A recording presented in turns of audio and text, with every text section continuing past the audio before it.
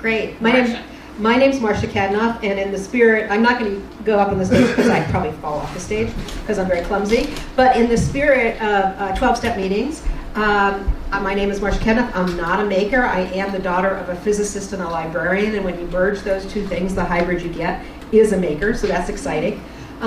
We are part of the Maker City Project. My colleague Peter Hirschberg is here. And the first question people ask us is, what the heck is a maker city?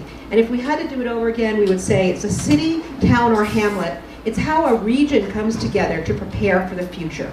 And the notion of the maker city came out of the Obama White House. And we put forth a mayor's challenge, and over 100 mayors across the country raised their hands and said, hey, I'm a maker city. And the first thing we did was map them. The second thing we did is we got a grant from the Kauffman Foundation, yay Kauffman, and we wrote this book. And lo and behold, the book became a bestseller in two categories, entrepreneurship and regional planning. And if you want to write a book and have it become a bestseller, I recommend you put it out in October, because that's not a good time to put out a regular book, because it's too close to Christmas.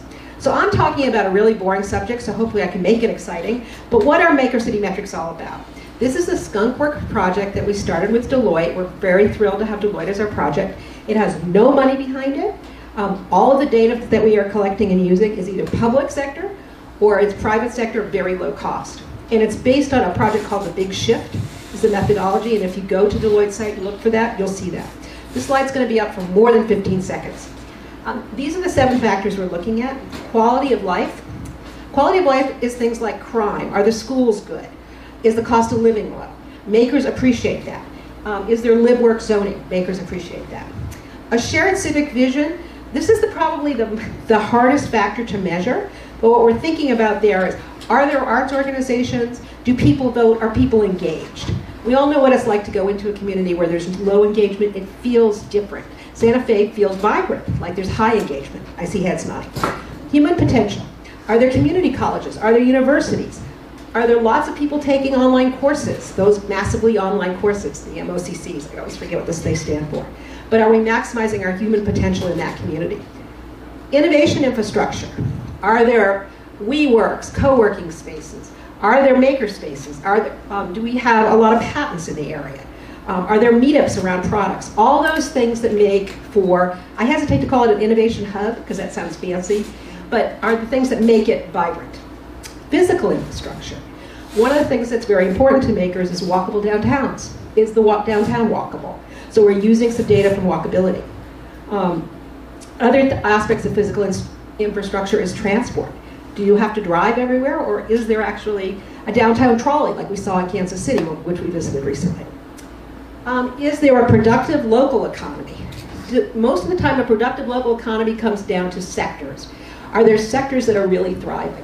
And every community that in the United States, one of the ways you measure this is whether there's a craft brewery or not. Or maybe there are 5. But are there things that you can only get there locally that you can't get anywhere else? Because as Americans, we appreciate that. And then we export those products. And finally, manufacturing capacity. Now, manufacturing capacity is easy to measure because the United States has been crazy about manufacturing for a long time. But whether it's actually active and being used as manufacturing capacity or is fallow, and therefore a makerspace can go in and reclaim that space, that's important. And so those are all the factors that we're looking at. Again, we're looking at them through proxy variables for the most part. Proxy variables are neither good nor bad. It just means it correlates with, but it may not be the most direct measure, because the most direct measure may be too expensive. These are our competitors. No one's doing exactly what we're doing, which is good. Outcome number 1, the first outcome that we decided, and this is from The Usual Suspects. Can anyone name 2 actors that are here? No. Okay. His ranking. Spacey. Yes, Spacey's there before he became. Yeah. Yes, Steve Baldwin. Thank you. The Usual Suspects. We don't want San Francisco and New York to pop up high on these rankings. We want to rank other cities that may be less discovered. The second outcome we want to understand what cities need more investment to strengthen the maker city and where they need that investment. And the third is we want to be able to track changes. And this is from the Kauffman Index of Main Street entrepreneurship, an index that they've discontinued.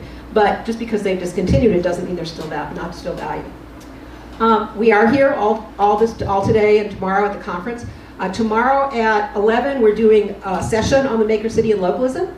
We hope that you will join us there. And you can also pick up the book. It's around, or you can see one of us. So thank you very much.